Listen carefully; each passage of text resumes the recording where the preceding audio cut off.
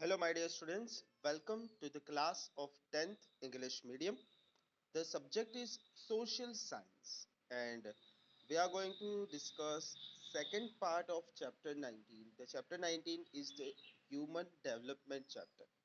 Now, in my previous tutorial of this chapter, we studied about what is human development, the meaning, what are the elements included in the human development, the measurement of human development, that is human development index, published in the human development report of United Nations Development Program, the various factors, life expectancy, education and income included in the calculation of human development index, then the categories of countries, 188 countries according to the Human Development Report, their Human Development Index value, their ranks, the top country, the bottom country, the rank of India in all those countries, and rank of India among its neighbors. All of these details we studied in the very first tutorial of chapter 19. This is the second tutorial in which we are going to study about the challenges of human development. That means what are the challenges we face while developing the humans in India. That's what we are going to discuss here. Human development is not related with materialistic resources but with live human resources. When we talk about human development, we don't mean how much we can eat or what clothes we get to wear. All of these are materialistic things. When we talk about development, we talk about humans. Humans are living beings, and therefore there are three parts, three factors which actually affect human development, due to which high or low human developments can be seen. The first part is health, the second part is the sex ratio or the gender ratio, and third part is the women empowerment. We will start with health. Health is a very important and a very valuable asset. When we talk about health, to make an individual's family and social life great, it is very essential.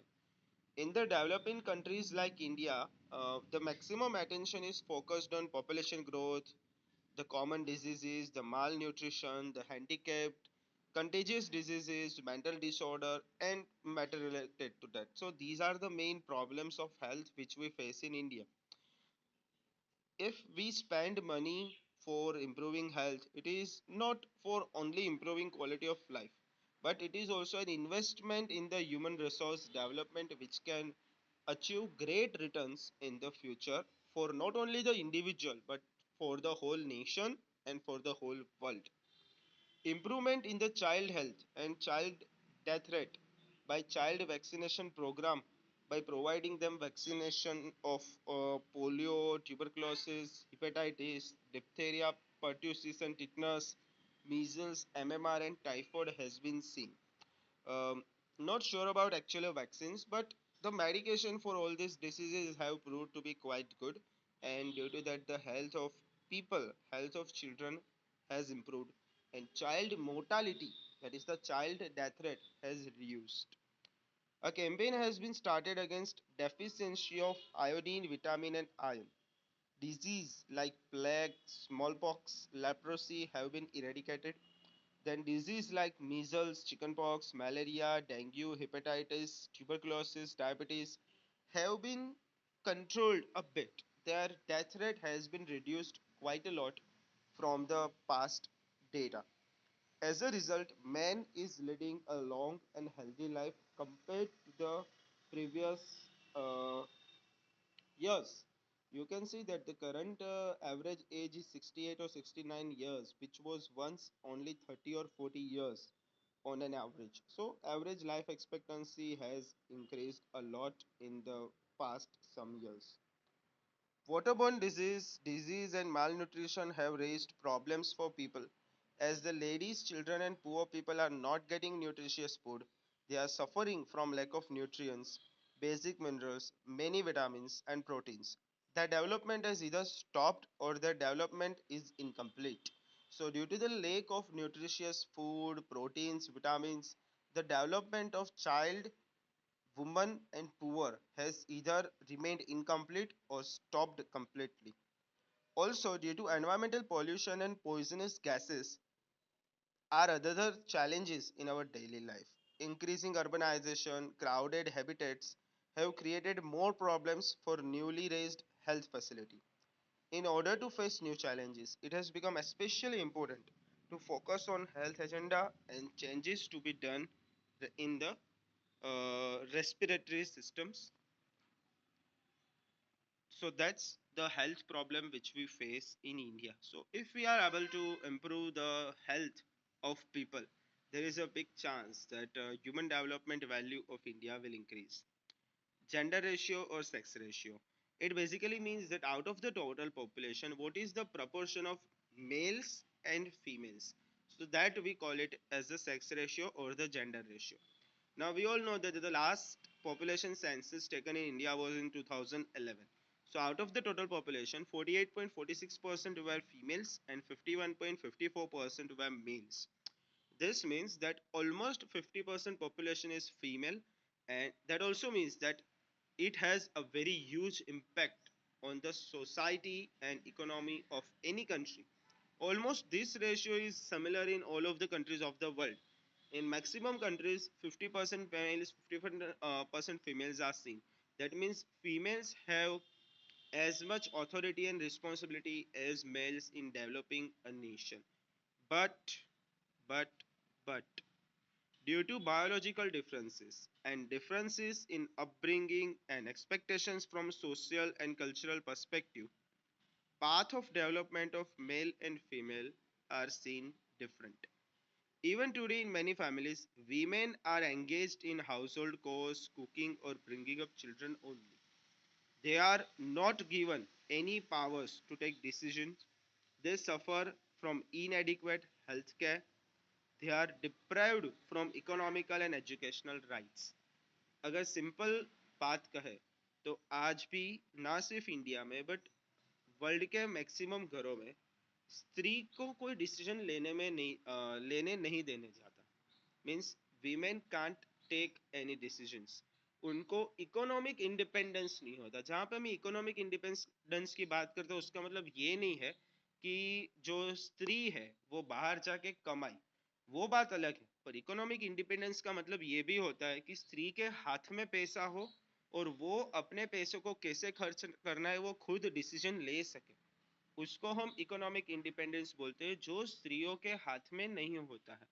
क्योंकि पुरुष कमाता है because males on, women just spend money according to what males dictate, and that's called economic dependence, जो नहीं होना चाहिए, जो economic independence मिलना चाहिए.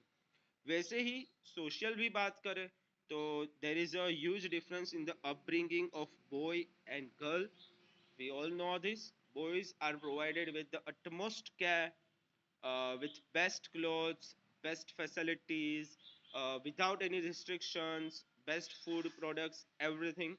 Because boys are considered to be the carrier of the genes in them. Because we live in a patriarchal system, while girls are often ignored. They are not provided enough food, not enough clothes, not good education, or they don't even have any rights, or they don't get any facilities which the boys get. So they don't get clothes, they are not provided enough games, opportunity for education, good food, ethics. All in all of these things there is a discrimination between a boy and a girl. They become victim of child marriage, parda system, dowry system, and many other social evils due to low literacy rate among them. They are forced to become victim of child infanticide. Where I say child infanticide, उसको हम सादी भाषा में भ्रूण हत्या कहते हैं. कि बच्चा जो माता के गर्भ में होता है वो अगर लड़की निकले, जो कि जाति परीक्षण करवाना अपने इंडिया में इलीगल है, फिर भी कुछ लोग वो इलीगल काम करते हैं, और जाति परीक्षण के बाद अगर पता चलता है कि भ्रूण में लड़की है तो उसकी भ्रूण में ही हत्या कर दी जाती है. We call that child infanticide, स्त्री भ्रूण हत्या.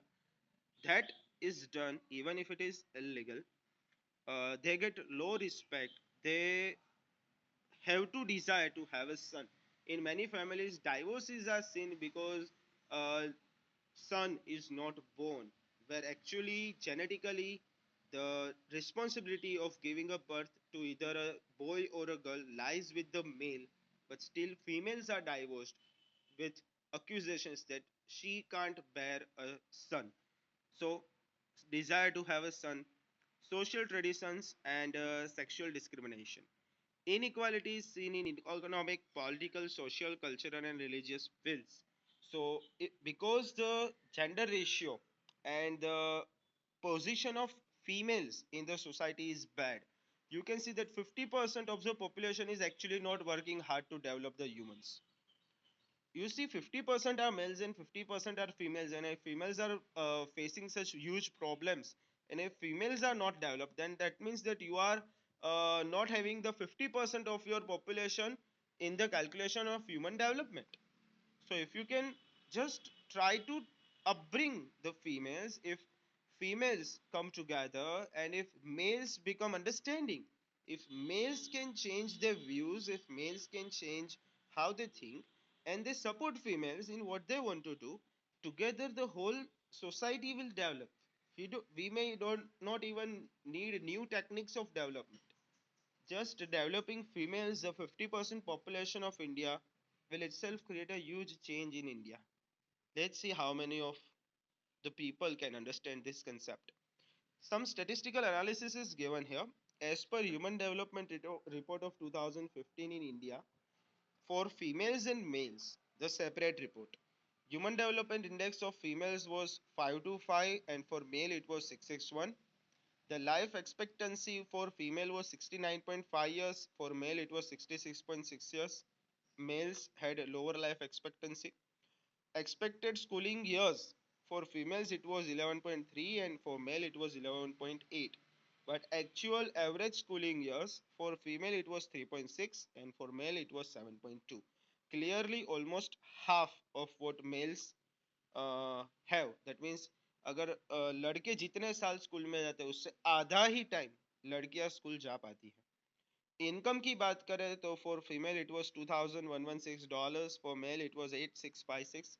But I personally believe that the income of female should not be compared, because in this calculation those females who are actually raising a home or raising a family, just imagine that the whole housework, if a female is not doing and if you hire a person from outside to do it, how much you will pay. So I personally believe, I don't know whether our government will agree or not, I personally believe that the females who are raising a household, their estimated income should also be a part of this calculation. I personally believe that. That way we will actually know that how much females are earning. Just female going out of the home and doing some job, their income is only included here. Females who stay home and they raise a home, they raise a child, they manage a house. If you just call someone from outside to do it, how much you will have to spend for all of your life? Just imagine that. So I believe that also should be included in here, but they have not. But this is just my personal feeling. uh, Participation in labor force means those who are working. So out of total labor force, almost out of total females, 27% females are the part of labor force, while out of 100% males, 79.9% males are a part of a labor force. Proportion of representation in parliament: females in the year 2014 had the participation of 12.2%, while males had a participant of rest of the males were 77.8%. Youth literacy rate: female had 74.4% literacy, male had 88.4% literacy. Okay, so these are some statistical data related to the gender equality or inequality, we can say, in India according to Human Development Report of 2015. Generally, all the states in India have male dominance at high post, high income, more profit, more salary. The proportion of female members in parliament we have seen is 12.2%. So there is a less proportion in parliament. Not only parliament, also in Vitan Sabha, the senior officers, manager, directors of companies. Everywhere the female participation is very less. But as you can see, the male participation in their home is also very less. I believe in both of these places the participation should increase. females should participate more at all the levels, and males should also pay some attention to their homes regarding the problems what their wives, their mothers, their daughters, their uh, females at home are facing. Males should also pay attention to that. Women empowerment. Um, Women empowerment, women are the center for the whole development process. The reason is that women are considered the least developed according to their own sentences. So if women are developed, automatically the whole nation will develop right now. In any of the developing country, economic empowerment is the main aspect of women empowerment. Um, I believe not just economic, but also the societal empowerment. Women don't have that much of a good spot in the society. So not just economically, but also the society wise. If women are empowered, the nation will be empowered. Economic freedom is very essential. If women are economically free, here once again I want to note it that economic freedom does not necessarily mean earning by themselves. Economic freedom means the freedom to take economic decisions. Women should be, females should be, should, no, I'm not saying should be, but they should be free to take their own decisions about their own money or even the money of the home. I believe that if males are earning, that females should have the right to decide how to spend the money on their own. So that's their right. We are no one to give the right, but that's their own rights. So I believe they should have it. So that is called economic freedom. If a woman is educated, she would educate a house, a society, and ultimately entire nation. And this is a very great sentence here. That if a female is educated, because she is raising a child, she will naturally be able to educate her child properly, because she is managing a house. An educated woman will naturally manage the house wonderfully. I believe that.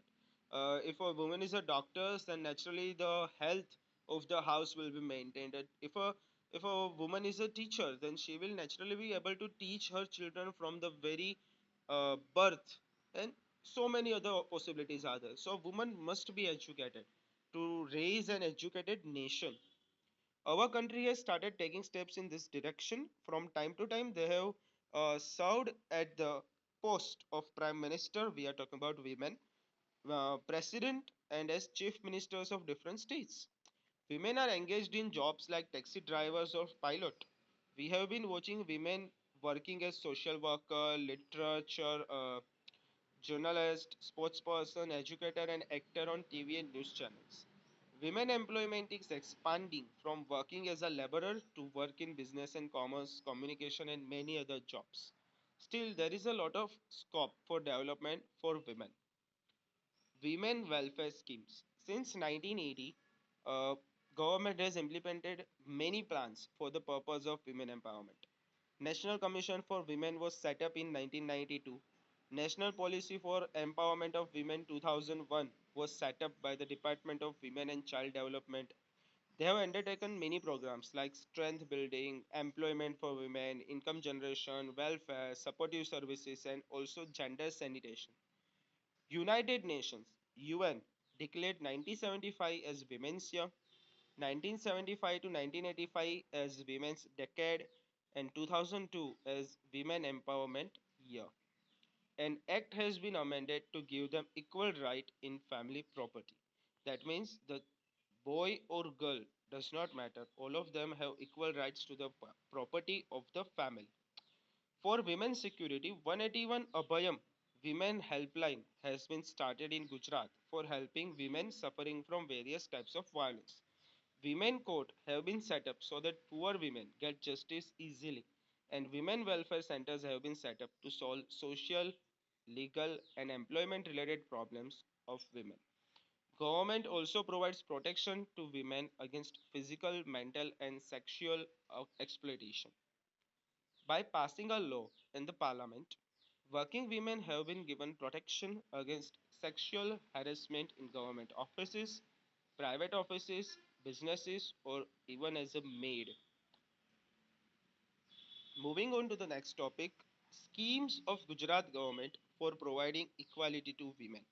We are talking about Gujarat government's schemes to provide equality to women. Women and Child Development Department in 2001 was set up by Gujarat government for the social, economical and educational progress of women. Gujarat government has emphasized on women empowerment by stressing on three aspects of development of women. That would be educational empowerment, women health and women safety. So in short, education, health and safety for women. We can uh, round it up as. So these are the various schemes under uh, government for the gender equality.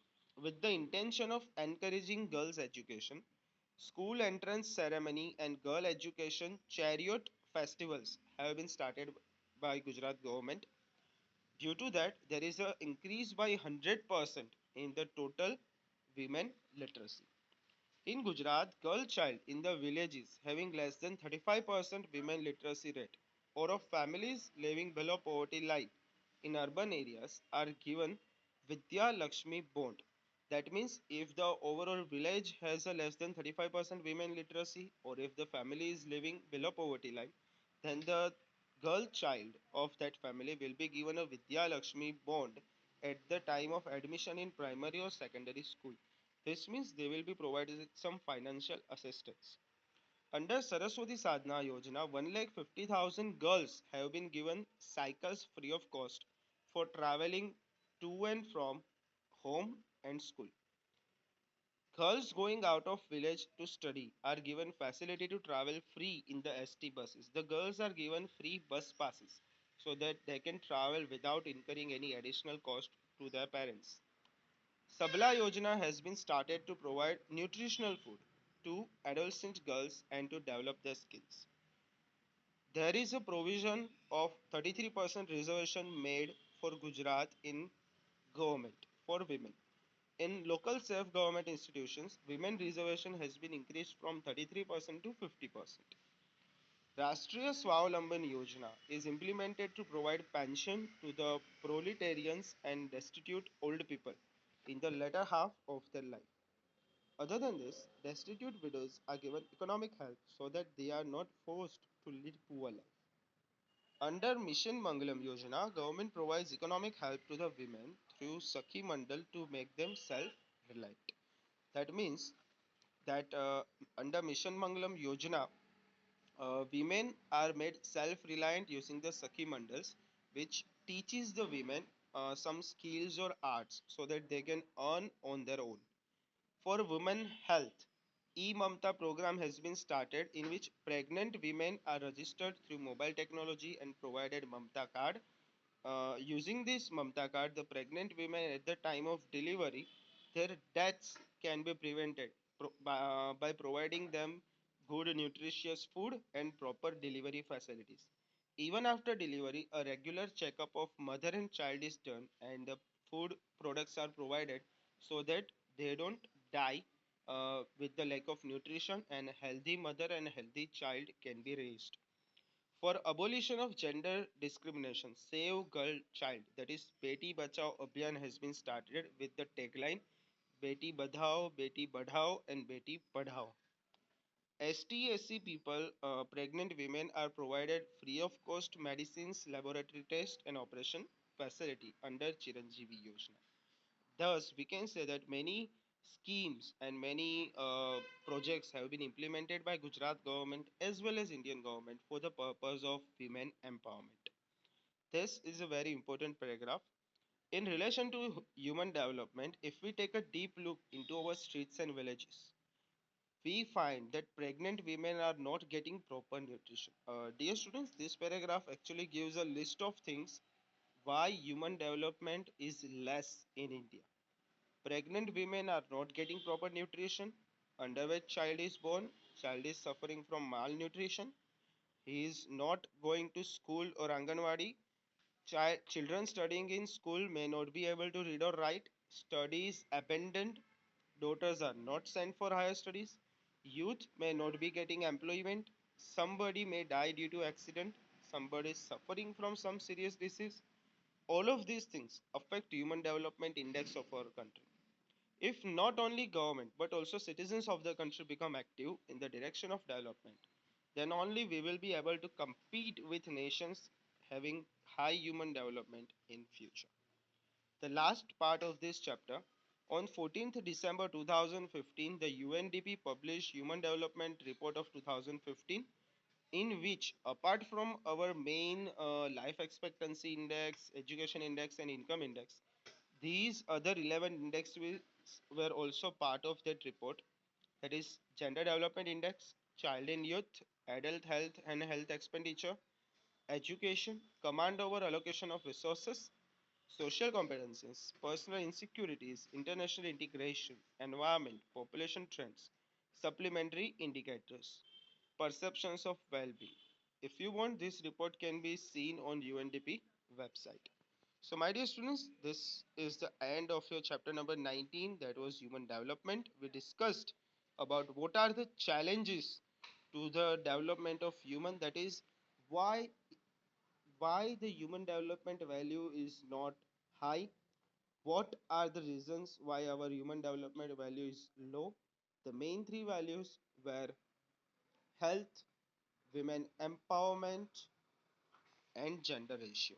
So the health factor, the gender ratio factor, and the women empowerment factors are the main three reasons. These are not the only reasons, but these are the main three reasons why our human development level is very low. And if we try to do some works in these fields, there is a high chance that we may improve our human development index in the future.